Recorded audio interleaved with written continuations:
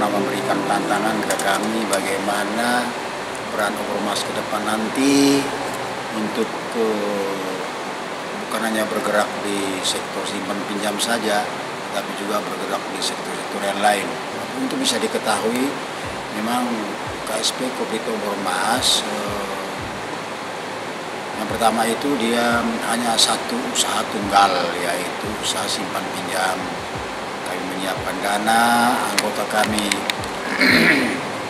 membutuhkan dana untuk membangun usahanya, kita bantu dengan memberikan kredit kepada anggota kami. Tetapi untuk mengembangkan sayap ke depan, Ormas tidak berhenti hanya di sektor simpan pinjam saja, tapi kita juga berusaha untuk memenuhi kebutuhan anggota dengan berjuang ataukah membantu mereka dengan usaha di sektor real. Contoh yang sedang kami lakukan itu adalah ada kami terbentuknya kelompok-kelompok nanti kami bantu, misalnya pembentukan kelompok di Pulau Timur seperti istilahnya TJPS. TJPS itu adalah tanam jagung panen sapi. Tanam jagung panen sapi.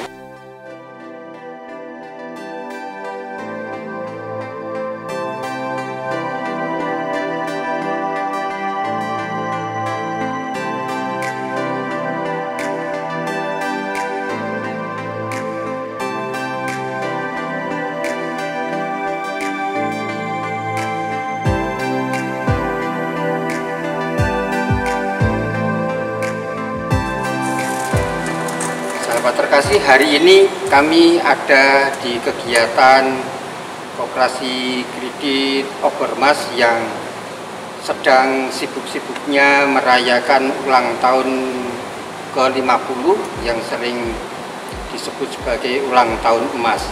Kami mendapat kesempatan luar biasa bertemu dengan komandan, dengan panglima di Koperasi Ormas, dengan Bapak Markus. Pak Markus sekarang ini adalah ketua dari KSP Ormas. Pak Markus, selamat ulang tahun yang ke-50. Sukses terus Pak Markus. Pak Markus, kami kan kemarin sudah mendengarkan pesan-pesan dari Pak Gubernur untuk Koperasi Ormas agar berani keluar, tidak hanya mengelola simpan pinjam, tetapi juga harus berani mengelola sektor-sektor bisnis yang lain. Itu kan sebuah tantangan tersendiri Pak Markus. Lalu apa yang akan dilakukan oleh Koperasi Ormas, Bapak sebagai ketua di Koperasi Ormas, Pak Markus? Silakan Pak Markus. Ya, baik, terima kasih. Untuk seluruh masyarakat Indonesia, khususnya masyarakat Nusa Tenggara Timur yang menjadi wilayah kerja KSP Kooperatif Ormas dari daratan Flores seluruhnya dan Pulau Lembata sampai dengan Pulau Timur seluruhnya.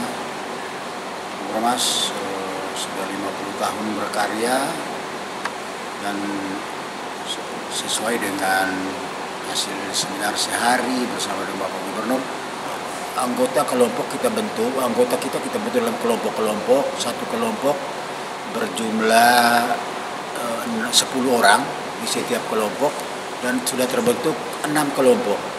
6 kelompok ini atas kerjasama dengan tim ad hoc peternakan dari Provinsi Nusa Tenggara Timur untuk mereka mengambil kredit dari Ormas.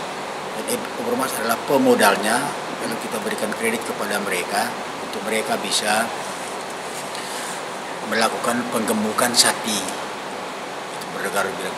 Penggemukan sapi itu mereka akan mendapatkan sapinya, anggota kita mengalami kekurangan dana, Ormas bantu dana untuk mereka.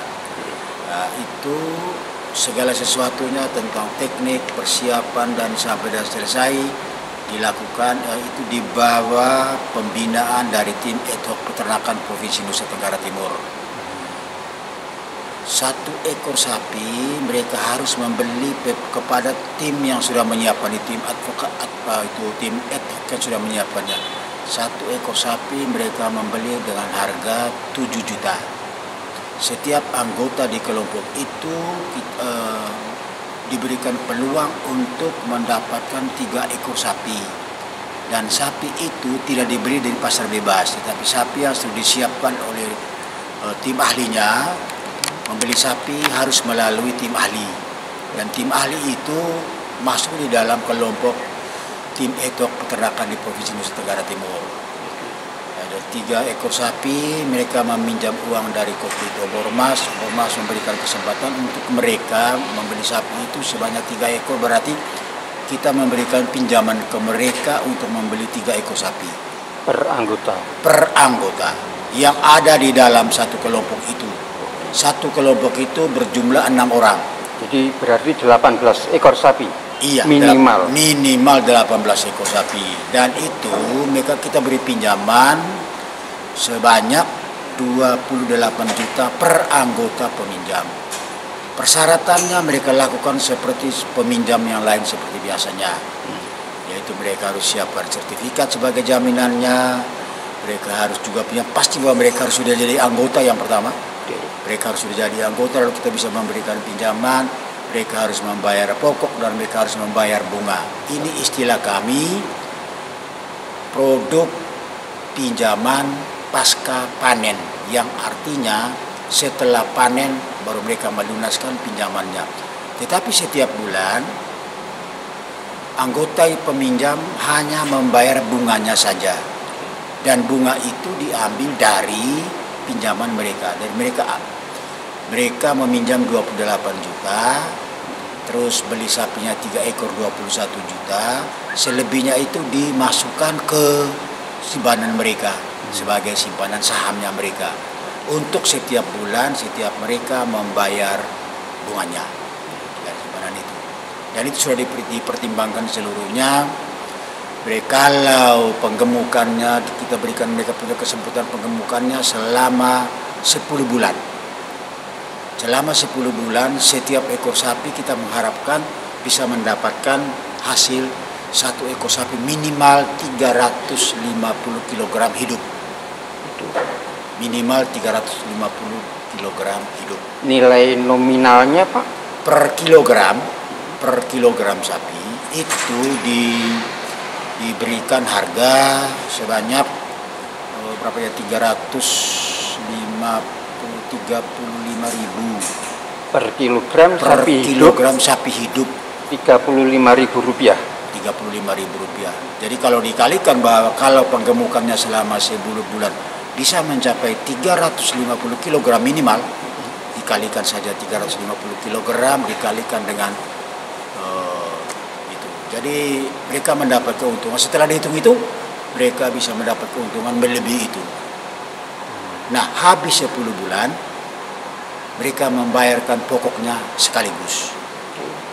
Jadi kalau 3 ekor sapi, penggemukannya berjalan baik, maka kalau mereka jual, yang membeli sudah dihubungi, orangnya sudah ada yang siap. Ada pemasarannya. Ada pemasarannya yang mereka sudah siap untuk membeli hasil gemukan sapi itu.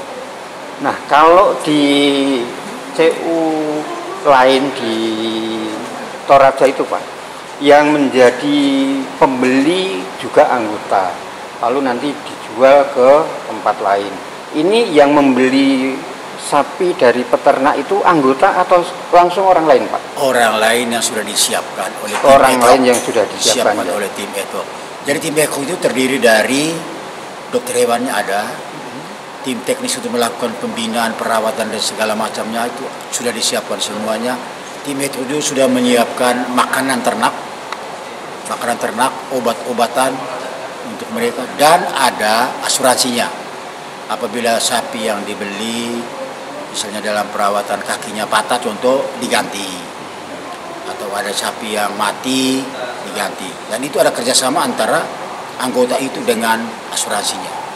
Yang mengerange kerjasama itu lembaga Obormas atau masing-masing tim ad hoc. Mereka yang memfasilitasi semuanya. Ya, ya. Tanam jagung, panen sapi. Jadi jagung itu ditanam oleh anggota yang akan menjadi pakan ternak sapi. Jadi tanam jagung, panen sapi. Nah, ini kan kalau Pak Gubernur kan bilang bahwa kebutuhan babi pun di NTT ini sangat banyak. Sangat banyak ya. Lalu apakah ada teman-teman dari anggota Kopdit Obormas yang juga peternak babi yang juga sudah menjadi kelompok dan juga menjadi binaan secara secara terprogram dengan baik, Pak? Begini Pak. Kalau secara kelompok seperti yang sapi itu ada di Kabupaten Belu, Malaka, dan Kabupaten Kupang di Pulau Timur. Tapi kalau peternak babi seperti kelompok-kelompok ini ada juga yang sudah berencana tapi belum melakukan kerjasama dengan Obormas. Tapi kalau yang tanam jagung panen sapi, kita sudah bikin PKS-nya, sudah bersama dengan mereka, dan itu tinggal kita tinggal mereka lengkapi, mereka punya administrasi, dan kami harus lakukan pendidikan dulu kepada anggota yang melakukan pinjaman ke kita. Iya, Obormas menyiapkan dananya. Goal kita adalah pinjaman itu harus dibayar tepat waktunya dan tempatnya juga, jumlahnya juga harus tepat. Maka itu tinggal sekarang anggota kita bagaimana MOU antara anggota kita yang difasilitasi oleh tim ETOK bekerja sama dengan asuransi. Kita masih menunggu yang itu, sehingga dana juga kita belum kucurkan. Tetapi PKS-nya sudah ditandatangan. Nah, sedangkan kelompok babi belum ada secara kelompok yang menjadi binaan kami, belum ada. Tetapi anggota kami yang melakukan peternakan babi secara sendiri-sendiri itu ada.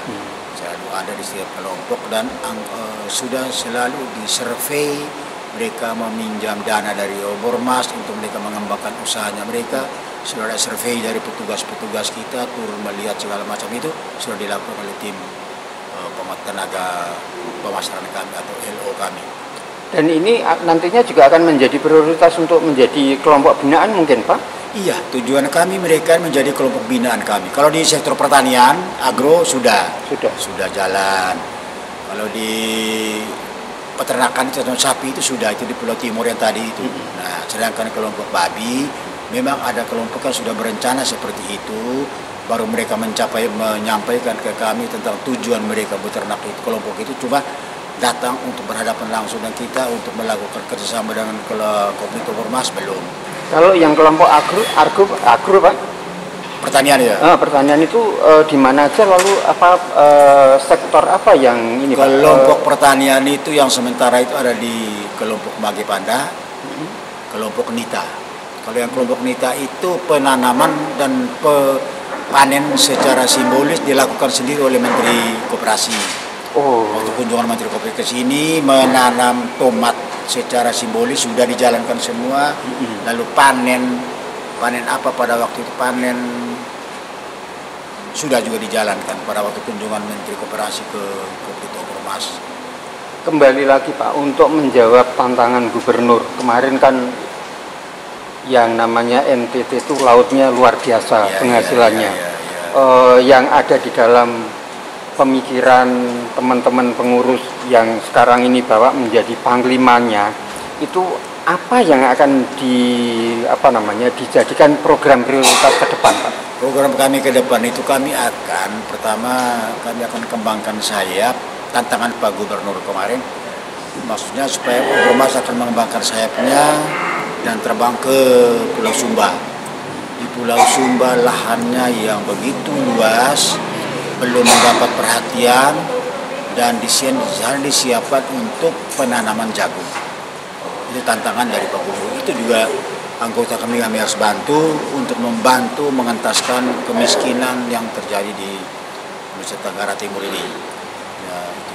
Artinya dalam hal ini teman-teman yang ada di Pulau Sumba harus kerja keras, Pak? Harus kerja keras, dan memang setelah rencana kami setelah hari ulang tahun 50 ini, kami akan ke Pulau Sumba membantu masyarakat kami, anggota kami ada di Pulau Sumba untuk mereka mengembangkan usaha penanaman di kultura itu di pertanian itu. Pak, Jagung pasti. Jagung ya? Jagung. Dan itu kan juga akan sekaligus menjadi pakan ternak tadi ya Pak? Pakan ternak. Jadi nanti di sana ada perkebunan jagung, pertanian jagung, ada peternakan sapi. Sama juga di Kabupaten Nagekeo. Kabupaten Nagekeo, saya sebagai ketua dengan Pak Jem sudah pernah survei ke lokasi itu, yang nanti akan bekerja sama antara satu lembaga yang nanti mengurus tentang tanam jagung, segala macam jenis tanaman yang mereka siapkan semua kami akan survei, dan petaninya itu kesulitan dalam mendapatkan bibit. Nah, itu yang kami bantu. Ormas akan bantu berikan modal. Pak Markus, Bapak kan sekarang ini mendapat beban sangat berat. Jumlah anggotanya 129.600. Asetnya triliun. Itu bukan saja menjadi kebanggaan NTT, tetapi juga menjadi kebanggaan nasional karena jumlah koperasi yang asetnya mencapai triliun, khususnya koperasi simpan pinjam, jumlahnya baru 8. Apa yang ada di dalam pemikiran Bapak ke depan untuk mengembangkan Obormas juga memikul beban yang sangat berat itu Pak? Ya, bebannya memang berat, karena bagaimana kami harus menjawab tantangan itu. Oleh karena itu, yang pertama, Obormas harus melakukan pertumbuhan anggota yang melonjak. Pertumbuhan anggota itu adalah aset Obormas, anggota itu adalah modal utama Obormas, dan anggota itu adalah pangsa pasar. Sehingga pertumbuhan anggota harus ditingkatkan. Program kami di tahun 2023 ini, kami akan melakukan pertumbuhan anggota sebanyak 20.000. Kami akan tambah 20.000 lagi. Dalam 1 tahun? Dalam 1 tahun 2023, insya Allah semoga Tuhan memberkati karya kami. Tantangan lain kan tentang loyalitas anggota. Bagaimana Bapak membangun loyalitas anggota agar program Obormas juga menjadi kenyataan Pak? Oh iya, itu begini. Maka semua petugas lapangan kami, contoh hari ini, semua petugas lapangan kami harus motivasi, kami harus beri semangat, kami harus lakukan peneguhan kepada mereka untuk mereka mulai bekerja lebih keras, bagaimana memberikan pendidikan dan sosialisasi yang maksimal kepada seluruh anggota kita, agar mereka mulai berjuang, agar mereka mulai sadar apa kewajibannya mereka sebagai anggota dan bagaimana memanfaatkan dana yang kita beri mengembangkan usaha dengan baik, sehingga pada satu waktu kesejahteraan itu akan tercapai. Mimpi Bapak selama dalam periode kepengurusan Bapak itu seperti apa? Saya menghendaki dan sangat menghendaki, dan saya yakin Tuhan akan memberkati tujuan baik kami ini. Yang pertama, anggota kami harus perbanyak, jumlah anggota harus ditingkatkan. Lalu yang berikut, Obormas bukan saja dia akan menjadi primer di provinsi, tapi kami juga menghendaki supaya ada juga primer nasional. Akan berjuang akan menjadi primer nasional, sehingga kami merambah ke seluruh pulau di Indonesia ini. Tapi ya memang harus pelan, berarti tidak bisa sekali. Dan tantangan pasti kita dapatkan, yaitu banyak anggota kita yang ada di 2 dan 3 koperasi yang lain. Jadi ada yang di Obormas, ada yang di koperasi-koperasi yang lain. Seperti itu Pak. Itu kan apakah juga misalnya nih sering nggak membanding-bandingkan pola kerja di Obormas dengan koperasi di mana teman anggota juga di koperasi lain, lalu tidak menimbulkan ekses? Ya, kami ini sesama gerakan koperasi Pak. Kami sesama gerakan koperasi. Jadi kami sangat menjaga supaya anggota kami tidak boleh membanding-bandingkan bahwa saya ada di Kopito Obormas ini yang terbaik, lalu saya ke pintu air. Tidak, kami tidak seperti itu. Karena kami memotivasi mereka bahwa semua koperasi itu baik, tujuan kita sama, mensejahterakan anggota. Tidak boleh membanding-bandingkan sehingga tidak terjadi perselisihan antara anggota itu dengan anggota yang lain dalam hal memilih dan menentukan koperasi mana yang terbaik. Dan itu kami serahkan seluruhnya kepada anggota. Karena kami sama-sama gerakan koperasi, jadi tidak mungkin kami mengatakan bahwa Obermas terbaik, tentu tidak. Nah, yang mengatakan bahwa Obermas terbaik itulah mereka yang memanfaatkan kebaikan dan bagaimana Obermas berbuat terhadap mereka. Pak Markus, Bapak ini apakah mulai dulu juga karena Obermas usianya sudah 50 tahun, apakah Bapak juga tertarik menjadi orang koperasi itu mulai awal, ataukah terjerumus karena ingin kebutuhannya supaya terlayani, Pak? Oh, tidak, bukan begitu. Saya masuk anggota Kopdit Obermas itu sejak Obermas ini awal berdiri. Saya itu nomor urutan 350, nomor yang sangat mudah. Saya masuk anggota. Nomor anggota 350. Nomor sekarang sudah 130-an ribu. Iya. Saya 350 jadi anggota yang termuda. Sejak saya masuk menjadi guru, saya langsung masuk ke anggota Kopdit Obermas sebab saya tahu koperasi itu adalah milik kami. Kalau seperti itu, anak-anak sekarang yang ini kan kalau mengembangkan keanggotaan kan tidak hanya orang-orang dewasa kan? Ya. Apalagi kalau Obermas dulu kan juga melalui sekolah-sekolah. Terus apa yang Bapak harapkan dari anak-anak sekarang yang mungkin kedepannya lebih cerdas dibandingkan kita yang usianya sudah banyak ini, Pak? Nah, ini memang butuh kunjungan kami, pendekatan kami ke Obermas. Ini sudah membuat program. Yang pertama, program kami Obermas akan goes to kampus. Goes to kampus. Kalau dulu masih sekolah. Ya, masih sekolah. Sekarang kami sudah mendekatkan diri ke program kita sudah ada di tahun 2023 ini. Kami akan melakukan kerjasama dengan istilahnya tadi kami goes to kampus. Para mahasiswa sebagai orang elit di masyarakat kita akan mendekati, dan ini untuk milenial. Kaum milenial memang sudah menjadi tujuan kita mendekati, sebab kita ini sudah tua. Siapa yang nanti menggantikan kita, maka anak-anak yang sekarang sedang bertumbuh. Maka kita harus mendekati mereka, motivasi, sosialisasi, banyak kunjungan ke mereka supaya mereka bisa mengerti.